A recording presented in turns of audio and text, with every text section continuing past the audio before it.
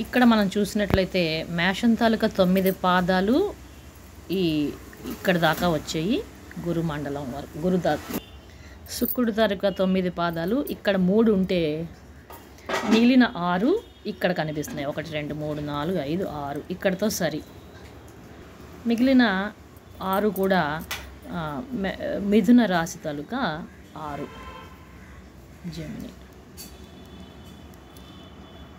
So జెమినీలోని అవి ఇక్కడతో end అయిపోతే మిగతా 9 కూడా మనకి మూన్ తాలూకా కర్కరాశి తాలూకా 9 పాదాలు మనం ఇక్కడ చూస్తాం. ఇది మీకు కరెక్షన్కి రెడీ రెక్నర్ అనమాట. నవాంశ తాలూకా చూడండి. అశ్విని 1వ పాదము ఈ కుజుడు తాలూకా 1వ పాదము. కేతు తాలూకా 1వ పాదం ఇక్కడ కనిపించింది మీకు. కేతు తాలూకా 1వ పాదం. చంద్రుడు తాలూకా 1వ పాదం మనకి మళ్ళీ మేషంలో వస్తుంది. ఎందుకు? కేతువు 4 పాదాలు, తర్వాత శుక్రుడు 4 పాదాలు, రవి 4 పాదాలు అయిన తర్వాత వచ్చేది మళ్ళీ చంద్రుడు 1వ పాదం.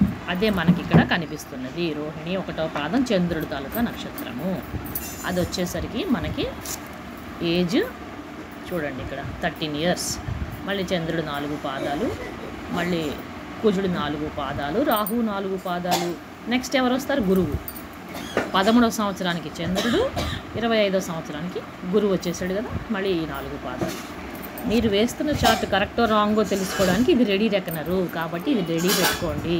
మనకి రెడ్డి సార్ షార్ట్ కట్ చెప్పారు.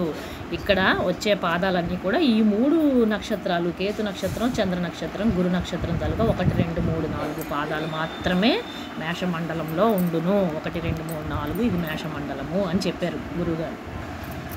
అండ్ శుక్ర, కుజ, శని నక్షత్రాలు ఇక్కడ వస్తాయి. ఈ 4 రాశుల్లోనే వస్తాయి. రవి, రాహు, బుధ నక్షత్రాలు ఈ 4 రాశుల్లోని వస్తాయి మనకి నవాంశలోని. ఇది మనకి నేర్చుకోవడానికి షార్ట్ కట్ పెట్టారు సార్. ఇది మనకి తెలియక మనం ఇన్నాళ్ళు ఇది పక్కన పడేసాం. అలాగే ఏ పాదానికి ఎన్నో సంవత్సరంలో వస్తుంది అనేది కూడా మళ్ళీ సార్ ఇది కూడా ఒక చార్ట్ ఇచ్చారు మనకి. ఇది కూడా మనం వాడుకుంటే బాగా ఉపయోగపడుతుంది.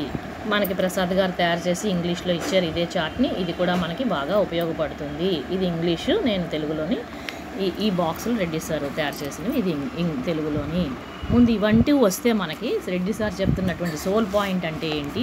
సోల్ పాయింట్ అంటే ఈ పైన ఉన్నవి, ఇవి సోల్ పాయింట్ తాలూకా పాయింట్స్. అవన్నీ బాగా అర్థం అవ్వాలంటే ముందు ఈ చార్ట్లు ఎవరి మటుకు వాళ్ళు స్వహస్తాలతో వేసి తీరాలండి.